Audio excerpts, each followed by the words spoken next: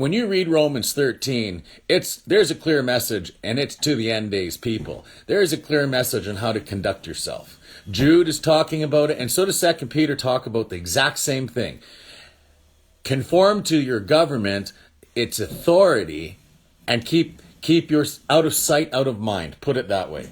You're drawing attention to yourself. You're actually fulfilling the prophecy of being those who are going to go in. See, what happens is the instruction of God works in such a way. There is turning points in time. You've been instructed at a certain point, do not take the mark.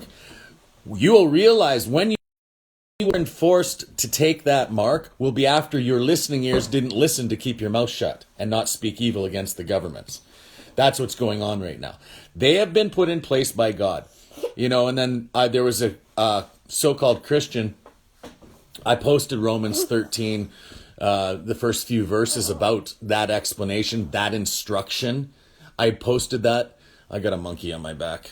That instruction is there. It is for the end days. That's the point.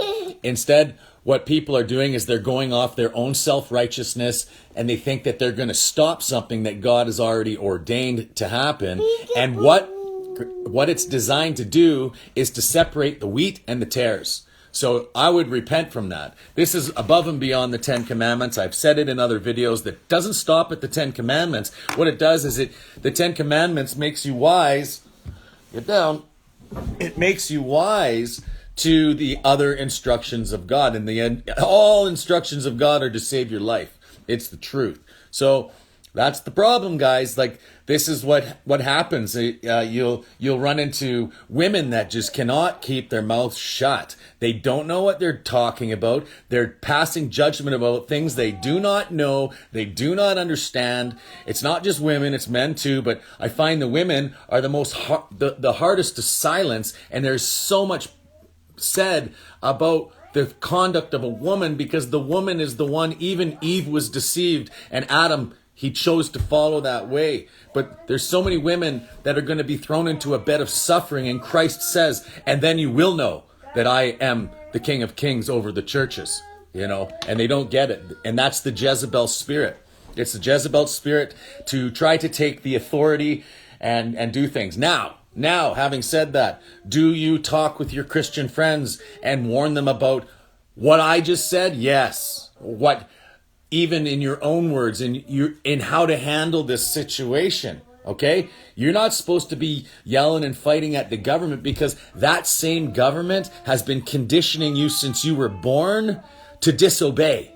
That free speech was given to you by the evil government that was teaching you from birth to be an outspoken loudmouth about your rights all the time. And that's by design. That's by design to cause you to stumble. That Satan knew that your generation was going to go through this. They were conditioning you from the beginning, and God said, if you turn and do pagan worship like Christmas and Easter, I will recompense the sins unto the third and fourth generation. Your father sinned, but you have done even worse. See, right now, all the sins that the church is enabled to happen, that's who's going to be held responsible for this. And those who do not conform to the instruction of God because they can't hear it, because they don't follow the 10 Commandments, that's why they can't hear it. And they are going to go into tribulation.